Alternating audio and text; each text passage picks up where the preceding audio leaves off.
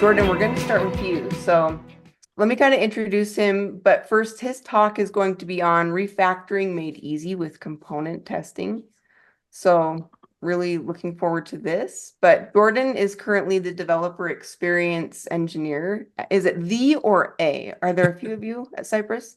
I guess I'm the at this point, Okay. yes. Okay, so the developer experience engineer at Cypress IO, but he's also an Angular GDE and the co-founder and CEO of it's a nonprofit organization that does a lot of really great work with youth, but they specifically go to like South American countries and really work with these teenagers and young adults, and they just do a lot of really good around these communities.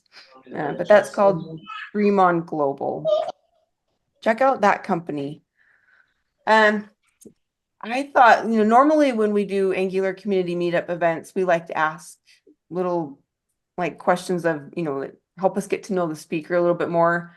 I thought that since our focus is on quality this month, though, that we'd tweak that just a little bit. So, Jordan, I'm going to ask you, what does it mean to you to be a quality software engineer or programmer? This is a good question, and it's a loaded question, Brooke. But when I was thinking of this, the analogy that came to my brain was actually, I don't even remember where I was, but like last week I was doing something with my kids, and I was teaching them I taught them the lesson we've all been told by parents of basically like leave something better than when you found it, right? So when I was thinking of this answer, I was thinking of like a couple things. One I thought of is as an engineer, I want to be consistent. I want to be a quality engineer. To me is someone where you would expect the same results and like you know what you get every single day. That would be consistent, that sort of thing. But also someone who leaves the code, whatever they're working on, better than when they found it, right? And that's not always an easy task. And obviously the measure of quality is somewhat objective, but I guess in general, the way I would say it is the attempt to make code in the projects and the things you're working on better when you leave them than when you started it. I like that. Awesome.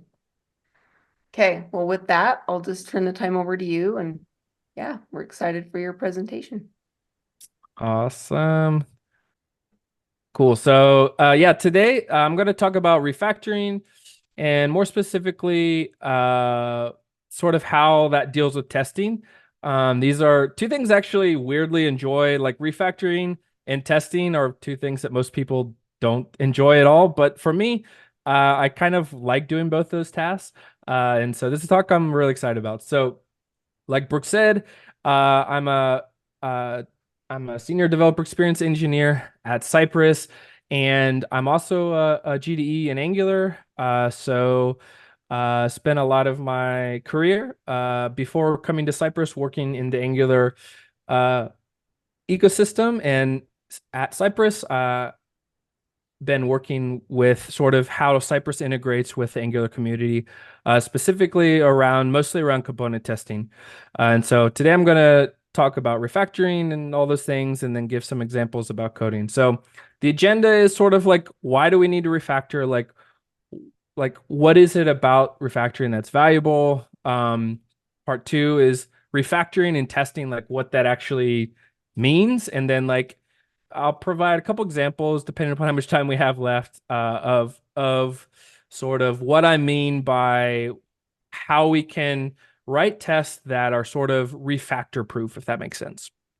So before I describe any sort of talk, I always like to ask or define what it is we're trying to actually sort of look for an answer for. So first of all, what is refactoring? So I like this definition that I found in this article, and it says that refactoring is the process of restructuring code while not changing its original functionality. And so this is the idea is like basically it's sort of like I like to think of it as like a suitcase. Like if I'm going to go pack my bags and go to ng-conf this next year, I'm going to need X amount of shirts and I'm going to need X amount of pants and socks and, you name all the things, right?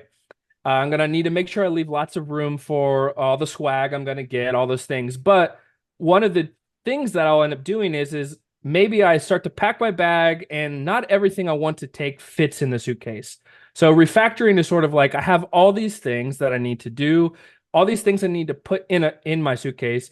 And so I want to maybe rearrange how I place the shirts. Maybe I roll the shirts up, or maybe I fold them a different way or something like that, in a way that maybe now all of my items fit in the suitcase in a more efficient, more clean way. That's sort of the analogy I like to use with this. But the important thing is to note that we don't want to change the original functionality. That is important. So what is the goal when we are refactoring? The goal of refactoring is to improve the internal code by making many small changes without altering the code's external behavior. And this is really important. We never want our refactoring to have any impact on our user's experience. And so that's really the important thing that we want to sort of highlight when we're refactoring. And this is where testing can really be beneficial to us. And we'll get into that more as we go on. So we want to improve our code by making it more efficient. Refactoring can help improve maybe our performance of our application, make it more maintainable. Like I mentioned earlier, quality software engineer will leave their code in a better place than when they started. So you want to make it so it's more maintainable over time, also more reusable. Maybe it's easy to extend. Maybe it's easy to use that piece of code, that function, that component, other places in the future. Making it more reusable is a great use case for refactoring, as well as making it more clean. Clean is obviously super objective, but just something that when you look at it, you're not like, oh, that I don't want to touch this code. This looks terrible. Something that you're like, oh, that's well written. I can easily read it. Those are good sort of like initial things to think about when you're refactoring. Okay, so now we kind of know what refactoring is, and for many of you, this is sort of it's nothing earth-shatteringly new, but when should we refactor?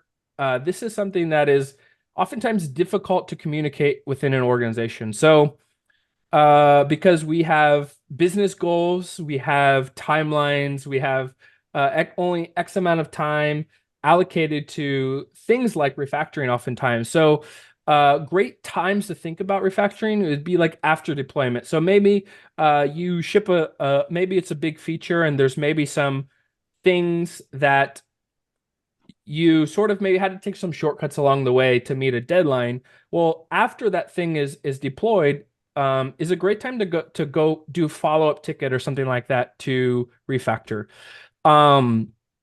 Also, I've found is before you implement new bugs or features, maybe you're going to add a new bug or not add a new bug. We hopefully are not doing that. Add a new feature to say a component or some part of your application, or fix a bug. Maybe before you start that process, you say, I also want to refactor this code so that it's cleaner and more reusable, or any of the things we mentioned before for the next time I have to touch this code.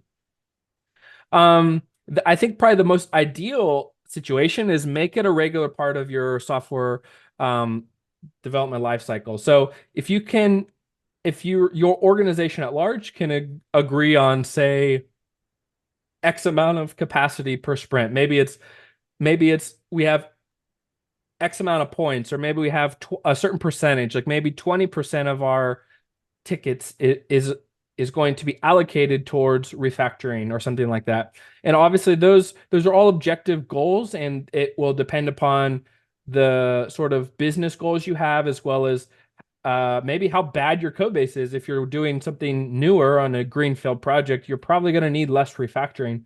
But if you're working on, say, a project that's more legacy, it's been around for a while, those projects are going to be going to probably need more refactoring. So all those things are these things are objective, but these are just good, like general when are good opportunities uh you can start to think about like when I could refactor.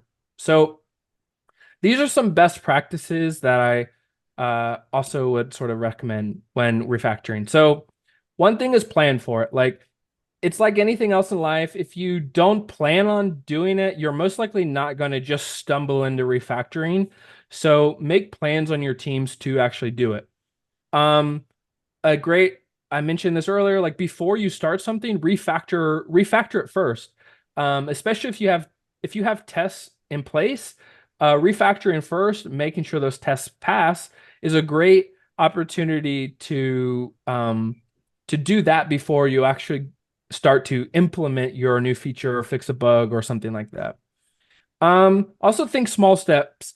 Oftentimes, once we start making changes, like refactoring can snowball really quickly, and we start making one change, and maybe that change has a coupling in many other parts of the system, and then those things have couplings on other bigger parts of the system, and quickly one little change has a large sort of sweeping sort of impact on your overall application. And so that's where is as much as you can try to think small steps when it comes to this.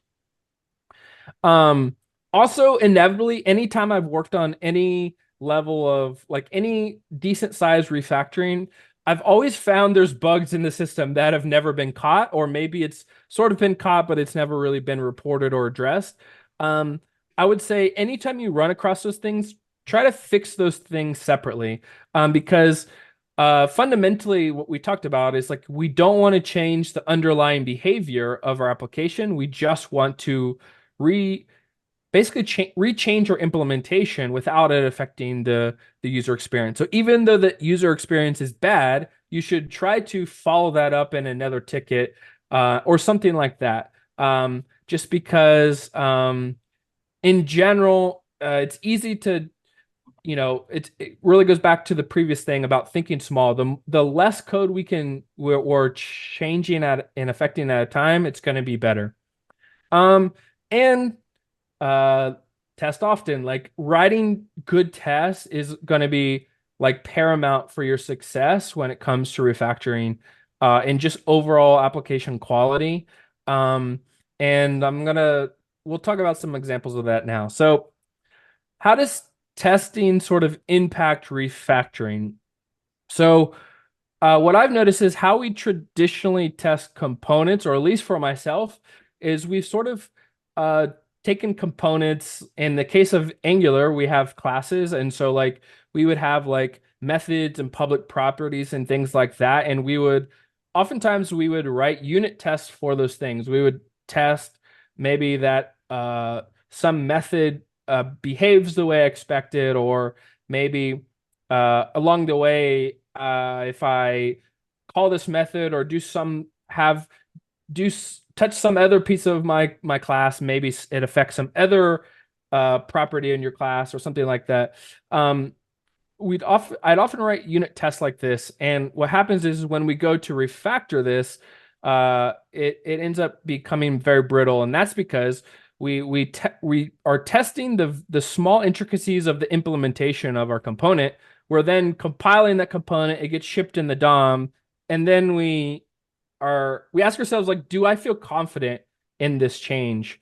But what I am proposing is there's a better way to write tests for your components, and really that is like, let's test the DOM because our users interact with our applications through the DOM. So let's take our component, let's compile it, put it in the DOM, and then test our DOM. And that's a much better sort of measurement of confidence and really confidence. And I'll show some more examples of this in a second.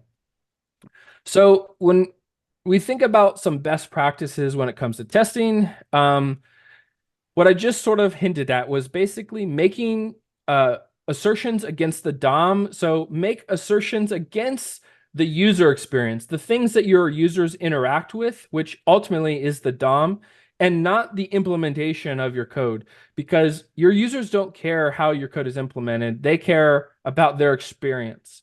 So the more you test against the experience, you actually guard against bugs being implemented, and makes things like refactoring super manageable and doable, because your tests are still there to sort of guard from regression happening in your application. Another really important thing is mocking your network, not your implementation. So say you have a service in Angular that makes like an HTTP request. Oftentimes I've seen where people will say you're writing maybe a test for the service, or maybe better cases, a test for a component that consumes that service. So you have a component that injects say a user service or something like that. That component makes a call to that service to go get some users from a database via an HTTP request. So oftentimes I've seen where people will basically mock the implementation of that user service, so that way it will return a list of users or something like that, and then test their component that way. The problem is if you change the implementation of your component or your service, oftentimes it will break your test. Whereas, and quite frankly, your users don't care about those things. If you if you mock the network response, you are creating yourself a much more resilient test, and then you can make changes to your implementation of your service or the component, and it doesn't have an effect. And if your API changes, then your test will catch that change and it will fail, which is also important. Also, I think just keeping refactoring in mind is really important. Like, don't like understand any code you ever write, it's probably going to change in the future. So keeping that in mind, especially when it comes to testing, I think is like super important. Um, at the end of the day, like testing type, the type of test you're writing and the quality of tests you're writing are really important. They actually make a big difference when it comes to the quality of your code, as well as how resilient your tests are. Um, so a quick recap before I show an example is, the goal of refactoring is to prove our internal code by making small changes without altering our external behavior. This is sort of my fire take, that the DOM is the interface that matters the most. This is what your users care about. It's often the thing that gets neglected the most when we're thinking about testing, but I've even noticed a lot more testing frameworks are actually switching to more DOM-based approach to testing, or browser-based, because the DOM is really important when it comes to safeguarding our applications and making them resilient. So let's look at an example of what I mean. I'll use a quick example of, and then I think we'll have some time for a couple quick uh couple questions, I think. But let's look at this example here. So I have a login form. Here's an example. I'm using Angular component testing, and it tests different permutations. It tests like various validations and things like that. And this is like using a traditional quote unquote form of Angular. But if I wanted to like change this into signals, right? Like I could do this pretty easily. I would want to make sure, if I'm doing that I'm not actually breaking anything else along the way, right? So I want to keep this type here. I'm going to set this to an output. Gonna change this. Everyone loves to watch people type. And then here I have these three things. Let me change them to signals. Oops, not that. Gotta spell signal, not single. And so here, then I have to change these to setters. Let's set this value here. Same thing here. And almost done. I need to change this to to this. And now let me go into my, let me move this bar. I need to also change my template to do this and do this and do this. So now if I save this and save this and rerun this test, let's see, I have a problem, which is probably because, let's see, what's going on? What did I do wrong? Let's see. Well, it doesn't like this because I did something wrong, but let's see. This, because I didn't do this. Okay, it caught my problem. Okay, so now I have this going on, but notice that I am actually, so I have some examples of all of these examples. I'm testing the DOM itself, not my implementation. I do have this bad example here, which I'm actually setting these properties as part of my test. And this is bad because then I'm going to have to go in and I'm going to have to like go ahead and change these to signals. Like I actually have to change my test to get these to work, and that's what I want to try to avoid as much as possible. So all of our tests that just focus on the testing from the DOM in, those are the ones that are going to be the most resilient to change. Also, a good thing is that we can also make changes. Like here's another example. If I were to go to let's just say this our like app component here, which is sort of, it uses this login form, so it's a higher level. We also have control flow now in Angular. So the nice thing is like I could very easily do something like is off and change these, move these up, and I could change this to an else. And if I save this, these tests are still going to work without changing any of my tests. Like my tests still pass, it's still safeguarding against changes. So at the end of the day, like this is what you want to aim for when you're making changes. You can change the internal state structure. You could change from using maybe like ngrx store. You could change lots of implementations, but I'm not changing actually any of my tests themselves.